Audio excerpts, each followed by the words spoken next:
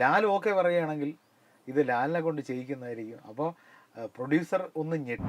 അദ്ദേഹം സ്റ്റുഡിയോയിൽ വന്ന് ഡബ് ചെയ്തതിന് ശേഷം അദ്ദേഹം പ്രതിഫല തുകയിൽ നിന്ന് 5 ലക്ഷം രൂപ പ്രൊഡ്യൂസറിന് തിരിച്ചു കൊടുത്തു. കടുത്ത വേദന സഹിച്ച് ആ സിനിമയുടെ ലൊക്കേഷനിൽ അഭിനയിച്ചിട്ട് അദ്ദേഹം പറഞ്ഞു, ഒട്ടും സഹിക്കാൻ വയ്യ, ഞാൻ വേറൊരു ദിവസം വന്ന് 2 ദിവസം അഭിനയിക്കാം എന്ന് പറഞ്ഞതിന് ശേഷവും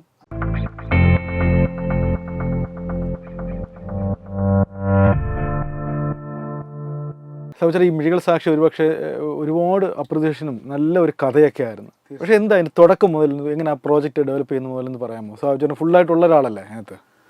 മിഴികൾ സാക്ഷി അശോക് അർനാഥ് എന്ന് പറയുന്ന സംവിധായകല്ലേ, അദ്ദേഹം ആദ്യത്തെ സിനിമയ്ക്ക് തന്നെ നാഷണൽ അവാർഡ്, മികച്ച സംവിധായകനുള്ള നാഷണൽ അവാർഡ് വാങ്ങി.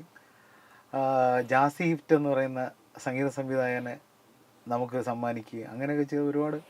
മധു നീലകണ്ഠൻ എന്ന് പറയുന്ന ക്യാമറമാൻ, ഇപ്പോൾ മോഹൻലാലിൻ്റെ വാലിബൻ ഇല്ലേ, മലയക്കോട്ടെ, ക്യാമറമാനാണ്, അദ്ദേഹത്തിന് ഒരുപാട് അവാർഡൊക്കെ കിട്ടും, നല്ല ക്യാമറമാൻ. അപ്പോൾ ഇങ്ങനെ ഒരുപാട് പേരെ കൊണ്ടുവരിക, അങ്ങനെയൊക്കെ ചെയ്തിട്ടുള്ള ഒരു സംവിധായകനാണ് അദ്ദേഹം. അനിൽ മുഖത്തല എന്ന് പറയുന്ന സ്ക്രിപ്റ്റ് റൈറ്റർ ഉണ്ട്, വയലാർ അവാർഡൊക്കെ, വയലാർ പുരസ്കാരം ഒക്കെ കിട്ടിയ ആളാണ്. അപ്പോൾ ഇദ്ദേഹത്തിൻ്റെ ഒരു കഥയായിരുന്നു ഈ അമ്മത്തൊട്ടിൽ എന്ന് പറയുന്ന ഒരു സിനിമയുടെ കഥ. അപ്പോൾ ഈ അമ്മത്തൊട്ടിൽ എന്ന് പറയുന്നത് ഒരു അമ്മയ്ക്കാണ് പ്രാധാന്യം. മകൻ നഷ്ടപ്പെടുന്ന ഒരമ്മ, ഈ അമ്മയ്ക്ക് സംസാരശേഷിയില്ല. അപ്പോൾ വളരെയധികം അഭിനയ സാധ്യതയുള്ള, അത്രയും നല്ല കൈയടക്കമുള്ള ഒരു നടി ചെയ്താൽ മാത്രമേ ഈ ക്യാരക്ടർ നിൽക്കൂ. അപ്പോൾ ഇങ്ങനെ പല ആൾക്കാരോടും ഇങ്ങനെ ചോദിച്ച അവസാനമാണ് സുകുമാരി അമ്മയോട് എത്തിയത്. പല നടിമാരെ സമീപിച്ചായിരുന്നോ? പലവരോടും സമീപിച്ചു, പക്ഷേ അവർ ഇത് ഏറ്റെടുത്തില്ല. കാരണം അവർ പറഞ്ഞു, ഇതിങ്ങനെ ഒരു കഥയിൽ ഇങ്ങനെ ഒരു അമ്മ വേഷം മെയിൻ ചെയ്ത് കഴിഞ്ഞാൽ അത് എങ്ങനെ ഇരിക്കുമെന്ന് നമുക്ക് പറയാൻ പറ്റില്ല. പക്ഷേ സുകുമാരി അമ്മ കഥ കേട്ട ഉടനെ തന്നെ എനിക്ക് നല്ല ഓർമ്മയുണ്ട്, കേശവാസരത്തുള്ള അമ്മയുടെ ഒരു ബന്ധുവിൻ്റെ വീടോ മകൻ്റെ വീടോ ഇവിടെ ഒരു വീട്ടിൽ വെച്ചാണ് നമ്മൾ കഥ പറയുന്നത്. കേട്ട ആ നിമിഷം തന്നെ അമ്മയുടെ കണ്ണൊക്കെ നിറഞ്ഞു, ഗംഭീരമാണ്. പക്ഷേ ഇന്നും സുകുമാരി അമ്മ ഇത്രയും വ്യത്യസ്തങ്ങളായ കഥാപാത്രങ്ങൾ ചെയ്തിട്ടുണ്ടെങ്കിലും മിഴികൾ സാക്ഷിയിലെ ആ സംസാരിക്കാൻ വയ്യാത്ത അമ്മയുടെ വേഷമാണ് വളരെ ആൾക്കാരുടെ മനസ്സിരിക്കുന്നത്. അത് മാത്രമല്ല, ഒരുപാട് അംഗീകാരങ്ങളും പുരസ്കാരങ്ങളും ഒരുപാട് ഫെസ്റ്റിവലുകളിലൊക്കെ ക്ഷണിക്കപ്പെട്ടു. അങ്ങനെയുള്ളൊരു സിനിമയായിരുന്നു. അമ്മയ്ക്കായിരുന്നു പ്രാധാന്യം.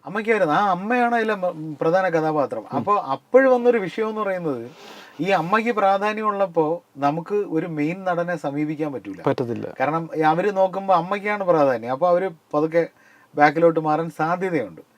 അപ്പോൾ നമ്മൾ വിചാരിച്ചു, ഇപ്പം സുകുമാരി അമ്മ ആയതുകൊണ്ട് സുകുമാരി അമ്മ പറഞ്ഞു കഴിഞ്ഞാൽ കേൾക്കാത്ത നടന്മാരില്ല, കാരണം എല്ലാവരുടെയും അമ്മയല്ലേ. അങ്ങനെ നമ്മൾ സുരേഷ് ഏട്ടനെ നായകനാക്കാനുള്ള ഒരു പദ്ധതിയുമായാണ് അമ്മയെടുത്ത് ചെല്ലുന്നത്. മകൻ്റെ വേഷം, അത് സിനിമ കണ്ടാൽ തന്നെ അറിയാം, അത് ഒരു നക്സലൈറ്റ് എന്ന് തെറ്റിദ്ധരിക്കപ്പെട്ട് തൂക്കിലേറ്റപ്പെടുന്ന ഒരു മകൻ്റെ കഥാപാത്രമാണ്. അത് വളരെ ഗംഭീരമായിട്ട് ആ സിനിമ ചെയ്തിട്ടുണ്ട്. അപ്പോൾ അമ്മ ഈ കഥയൊക്കെ കേട്ടതിന് ശേഷം അമ്മ പറഞ്ഞു, എനിക്ക് തോന്നുന്നു ഈ ഒരു കഥാപാത്രത്തിൻ്റെ മുഖം എൻ്റെ മനസ്സിൽ സുരേഷിനേക്കാൾ മോഹൻലാലിനാണ് ചേരുന്നത്. ലാൽ ഇവിടെ ഇല്ല, അമേരിക്കയിലാണ്, വരട്ടെ. അപ്പോൾ അത് കഴിഞ്ഞിട്ട് നിങ്ങൾ സുരേഷിനെ അടുത്ത് പറഞ്ഞാൽ മതി. ലാൽ ഓക്കെ പറയുകയാണെങ്കിൽ ഇത് ലാലിനെ കൊണ്ട് ചെയ്യിക്കുന്നതായിരിക്കും. അപ്പോൾ പ്രൊഡ്യൂസർ ഒന്ന് ഞെട്ടി. കാരണം മോഹൻലാലിനാകുമ്പം ഭയങ്കര റേറ്റാണ്. മോഹൻലാൽ ഏറ്റവും വലിയ റേറ്റ് വാങ്ങുന്ന മലയാള നടനാണ്. അപ്പോൾ അദ്ദേഹത്തെ കൊണ്ട് അത് ഈ പടത്തിൻ്റെ രൂപയെ മാറും. പിന്നെ കമേഴ്സ്യലി ഈ പടം തിയേറ്ററിൽ എങ്ങനെ വിറ്റ് പോകുമെന്ന് അറിയാൻ പറ്റൂല. അപ്പോൾ ഇതിനു വേണ്ടി ഇത്രയും ലക്ഷങ്ങളും കോടികളും മുടക്കി കഴിഞ്ഞാൽ എങ്ങനെയാ? പക്ഷേ നമ്മുടെ എല്ലാവരുടെയും ആ ചിന്തകളെ തകിടം മറിച്ചുകൊണ്ട് മോഹൻലാൽ ഈ സിനിമയിലേക്ക് വരികയും. ഈ മോഹൻലാലിനെ പോയി കാണുന്ന സൗജന്യം ഉണ്ടോ? ഉണ്ട്. അദ്ദേഹത്തിന് ഒരു സെറ്റിൽ പോയി നമ്മൾ കണ്ട്, അവിടെ ഒരു കഥയെന്ന് പറഞ്ഞാൽ ഞാൻ ആദ്യം പറഞ്ഞില്ലേ, ഈ അമ്മത്തൊട്ടിൽ എന്നായിരുന്നു ഈ സിനിമയുടെ പേര്. അപ്പോൾ ONV സാറ് 20 വർഷത്തിന് ശേഷം ദക്ഷിണാമൂർത്തി സ്വാമിയുമായിട്ട് ചേർന്നിട്ടൊരു പടം ചെയ്യുന്നത് 20 വർഷങ്ങൾക്ക് ശേഷമാണ്. അതിനു മുമ്പ് അവർ ചെയ്ത് നിർത്തിയത് ഇടനാഴിയിലൊരു കാലച്ച എന്ന് പറയുന്ന സിനിമയായിരുന്നു. അപ്പോൾ ONV സാറ് ഈ സ്ക്രിപ്റ്റിൻ്റെ മുകളിൽ ഇങ്ങനെ എഴുതി വെച്ചിരിക്കുന്നത് കണ്ടിട്ട് അദ്ദേഹം പറഞ്ഞു, അമ്മത്തൊട്ടിൽ വേണ്ട. കാരണം നമ്മളിപ്പോൾ ഈ ചിലവർ ഈ പോസ്റ്ററൊക്കെ ശകലം കീറിക്കളയുന്ന ഒരു പരിപാടിയുണ്ട്. അമ്മ വലിച്ചു കീറിക്കളഞ്ഞാൽ തൊട്ടി കിടക്ക ഇല്ല് അങ്ങ് മാറ്റി കളയും തൊട്ടിയെന്ന്. അപ്പം പുള്ളി തമാശയ്ക്ക് പറഞ്ഞാണ്. അപ്പോൾ അങ്ങനെ വെറുതെ അങ്ങനെ ഒരു സുഖം തോന്നിയില്ല. അമ്മ തൊട്ടിൽ എന്ന് പറയുന്നത് ഒരു സുഖം തോന്നുന്നില്ല എന്ന് പറഞ്ഞു. അങ്ങനെ ഇരുന്ന് ഒരു ദിവസം ഞാനിങ്ങനെ ഉച്ചയ്ക്ക് ഈ സ്ക്രിപ്റ്റിൻ്റെ ചാർട്ടിങ്ങുമായിട്ടൊക്കെ ബന്ധപ്പെട്ട് ഇരുന്നതിന് ശേഷം ഭക്ഷണം കഴിച്ചിട്ട് ഇങ്ങനെ കിടന്നുറങ്ങാൻ ഉച്ചയ്ക്ക് ഇങ്ങനെ വെറുതെ ഒന്ന് വിശ്രമിക്കാമെന്ന് പറഞ്ഞ് ഇരുന്ന സമയത്ത് ഞാൻ ഇങ്ങനെ പേരുകൾ ആലോചിച്ചു. ഈ പടത്തിന് അമ്മ തൊട്ടിൽ മാറ്റിയാൽ വേറെ എന്ത് നല്ല പേര്. അപ്പോൾ അതിനകത്ത് ഈ അമ്മ സംസാരിക്കാൻ ശേഷിയില്ലാത്ത ഒരു അമ്മയാണ്. എല്ലാത്തിനും സാക്ഷി എന്ന് പറയുന്നത് അവരുടെ കണ്ണുകളാണ്. കണ്ണുകൾ കൊണ്ടാണ് അവരുടെ എല്ലാ ഭാവങ്ങളും വെളിയിൽ കൊണ്ടുവരുന്നത്. അപ്പോൾ ഞാനിങ്ങനെ അയച്ചു കണ്ണുകൾ സാക്ഷി. പിന്നെ അതൊരു കാവ്യാത്മകത ഇല്ലാത്തതുകൊണ്ട് കണ്ണിന് പകരം മിഴികളാക്കി മിഴികൾ സാക്ഷി എന്ന് പറയുന്ന ഒരു പേരിട്ട് ലാൽ സാറിനെ കൊണ്ടുകൊടുത്തു. അപ്പോൾ ലാൽ സാർ ഇങ്ങനെ എടുത്തിട്ട് ആദ്യം മിഴികൾ സാക്ഷി, ഗംഭീര പേര് കേട്ടോ, ഇനിയിപ്പോൾ എനിക്ക് സ്ക്രിപ്റ്റ് ഒന്നും വായിക്കണ്ട, അങ്ങനെ പറഞ്ഞു. ഇത് കേട്ട് പ്രൊഡ്യൂസർ അങ്ങ് ആനന്ദ പുളകിതനായി അങ്ങോട്ട് മാറിയിട്ട് പറഞ്ഞു, സാബുവിന് ഈ പേരിട്ടതിന് ഞാൻ ഒരു പ്രതിഫലം തരും. പുള്ളി 20,000 രൂപയുടെ ചെക്ക് എടുത്ത് ഒരു കവറിലിട്ടിട്ട് എനിക്ക് തന്നു. അന്നെൻ്റെ പ്രതിഫലം ഞാൻ ജോലി ചെയ്യണതിന് 10,000 രൂപ കിട്ടുള്ളൂ ഈ സിനിമയിൽ. പേരിട്ടതിന് എനിക്ക് തോന്നുന്നു ചരിത്രത്തിൽ ആദ്യമായിട്ട് പ്രതിഫലം വാങ്ങി തന്ന എനിക്കായിരിക്കും. കാരണം മിഴികൾ സാക്ഷി അത്ര ഹിറ്റായി പേര്.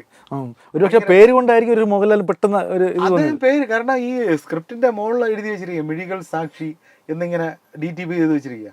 ആ പേര് വായിച്ചപ്പോൾ തന്നെ പുള്ളി അങ്ങ് ഒരുമാതിരി ഗംഭീര പേര് കേട്ടോ.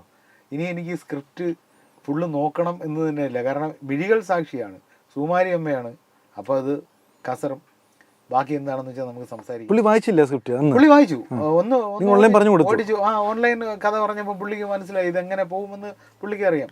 എങ്കിലും അമ്മയ്ക്ക് പ്രാധാന്യമാണെങ്കിൽ അദ്ദേഹത്തിന് പ്രാധാന്യമില്ലല്ലോ, എങ്കിലും സമ്മതിക്കാനുള്ള താല്പര്യം കാണിച്ചോ? അദ്ദേഹത്തിന്റെ ഏറ്റവും വലിയൊരു ക്വാളിറ്റി എന്ന് പറയുന്നത് കഥ എന്താണെന്ന്. ഇപ്പം നമുക്കറിയാം സിബി സാറിന്റെ സമ്മർ ഇൻ ബത്ലഹേമിൽ ഒറ്റ സീനിലാണ് അദ്ദേഹം അഭിനയിച്ചത്. പക്ഷേ നമ്മുടെ മനസ്സിലെല്ലാം ആ കഥാപാത്രമായി. മിഴികൾ സാക്ഷി കാണുന്നവർ ഈ അമ്മയ്ക്കൊപ്പം ആ തൂക്കിലേറ്റപ്പെടുന്ന മകനെ നമ്മുടെ മനസ്സിലേക്ക്. പിന്നെ അതിനകത്ത് നല്ല പാട്ടുകളുണ്ട്, ഗംഭീര. അമ്മേ നീ ഒരു ദേവാലയം എന്ന് പറഞ്ഞിട്ടൊരു സോങ് ഉണ്ട് യേശുദാസ്. അതെനിക്ക് കേട്ടിയ ഏറ്റവും വലിയ ഭാഗ്യം എന്ന് പറഞ്ഞാൽ ഈ ദാസാറിനെ കൊണ്ട് ലൈവായിട്ട് പാടിക്കുന്നത് നമ്മളാരും കണ്ടിട്ടില്ല. ഈ ദാസാറിന് പ്രോഗ്രാം ചെയ്ത് കൊടുക്കും, പുള്ളിയുടെ സ്റ്റുഡിയോയിലിട്ട് പാടി അങ്ങ് കൊടുക്കുന്ന ഒരു പതിവ്. പക്ഷേ ഇത് ദക്ഷിണാമൂർത്തി സ്വാമി ഡയറക്റ്റായിട്ട് യേശുദാസിനെ പാടിപ്പിക്കുന്ന തിരുവനന്തപുരത്ത് വിസ്മയ സ്റ്റുഡിയോയിൽ സാക്ഷിയാവാൻ നമുക്ക് പറ്റി. ഇനി അതിന് കഴിയും എന്ന് നമുക്കറിയാം. കാരണം ഒന്ന് സ്വാമി മരിച്ചുപോയി, ദാസാറ് ലൈവായിട്ട് പാടിക്കുമ്പം ആരെയും അടുത്ത് ഇരുത്തില്ല. പക്ഷേ ഇത് കൃത്യം എല്ലാവരും ഡയറക്ടറും പ്രൊഡ്യൂസറും നമ്മളെല്ലാവരും വിസ്മയിൽ നിൽക്കുമ്പോഴാണ് ദാസാർ ഈ പാട്ട് പാടുന്നത്. അത് വലിയൊരു ഭാഗ്യമാണ്. ദാസാർ ഒരു പാട്ട് എങ്ങനെ പാടുന്നു എന്നത് കാണാൻ പറ്റി. അങ്ങനെ ഒരുപാട് പ്രത്യേകതയുള്ള ഒരു സിനിമയായിരുന്നു. അങ്ങനെ എനിക്ക് മിഴികൾ സാക്ഷി എന്ന് പേരിട്ടതിന് ക്യാഷ് തന്നു. ലാൽ സാറ് വന്നു. അദ്ദേഹത്തിന് അന്ന് ഭയങ്കരമായിട്ട് സൈനസിൻ്റെ പ്രോബ്ലം ഉണ്ടായിരുന്നു.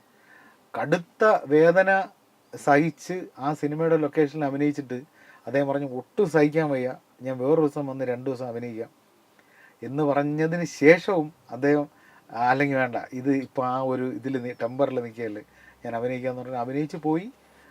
തിരിച്ച് അദ്ദേഹം സ്റ്റുഡിയോയിൽ വന്ന് ഡബ് ചെയ്തതിന് ശേഷം അദ്ദേഹം പ്രതിഫല തുകയിൽ നിന്ന് 5 ലക്ഷം രൂപ പ്രൊഡ്യൂസറിന് തിരിച്ചു കൊടുത്തു. അദ്ദേഹം പറഞ്ഞു ഈ സിനിമ കമേഴ്സ്യലായിട്ട് എങ്ങനെ പോകുമെന്ന് എനിക്കറിയാം, പക്ഷേ നല്ല കലാമൂല്യമുള്ള സിനിമയാണ്. അപ്പോൾ എനിക്ക് മനസ്സ് നിറഞ്ഞ് ഞാൻ ഈ 5 ലക്ഷം രൂപ തിരിച്ചു തരുന്നു എന്ന് പറഞ്ഞിട്ട് അദ്ദേഹത്തിൻ്റെ പ്രതിഫലത്തിൽ 5 ലക്ഷം രൂപ തിരിച്ചു കൊടുത്തു.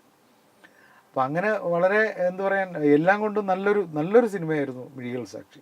പക്ഷേ കച്ചവടപരമായിട്ട് അത് സാമ്പത്തിക ലാഭം ഉണ്ടാക്കിയ തിയേറ്ററിൽ അങ്ങനെ വലിയ കളക്ട് ചെയ്തിട്ടില്ല. ഈ ഫെസ്റ്റിവലുകളിലൊക്കെ പോയി ഒരുപാട് പുരസ്കാരങ്ങൾ സുകുമാരി അമ്മയ്ക്കും സംവിധായകനും ഒക്കെ കിട്ടി, ആ പാട്ടുകൾക്കും കിട്ടിയെന്നല്ലാതെ സാമ്പത്തികമായിട്ട് വിചാരിച്ചത്ര ലാഭം ഉണ്ടാക്കിയില്ല. ഈ മോഹൻലാൽ അല്ലെങ്കിലും ഈ പടം അങ്ങനെ തന്നെ പോയാനല്ലേ? ലാൽ സാർ അല്ലെങ്കിലും അങ്ങനെ തന്നെ, സുരേഷ് ഗോപി ആയിരുന്നെങ്കിലും ഇങ്ങനെ തന്നെ പോകും. കാരണം അതൊരു മെയിലോ അല്ലെങ്കിൽ ഒരു ആക്ടർ ഓറിയന്റഡ് സ്റ്റോറി അല്ല, അത് ആ അമ്മയ്ക്ക് തന്നെയാണ് പ്രാധാന്യം. പിന്നെ മോഹൻലാലായിരുന്നാലും മമ്മൂട്ടി ആയിരുന്നാലും സുരേഷ് ഗോപി ആയിരുന്നാലും അവരുടെ ഒരു സിനിമ മലയാളികളുടെ മനസ്സിലുണ്ടല്ലോ. അപ്പോൾ മോഹൻലാൽ സാറിൻ്റെ പടം ഇങ്ങനെ ഇരിക്കണം, ദിലീപിൻ്റെ പടം ഇങ്ങനെ ഇരിക്കണം എന്നൊരു ധാരണ അവർക്കുണ്ട്. അതുകൊണ്ട് മലയാളികൾ എന്തായിരുന്നാലും ആ ഒരു രീതിയിലേ ഈ സിനിമ കാണും.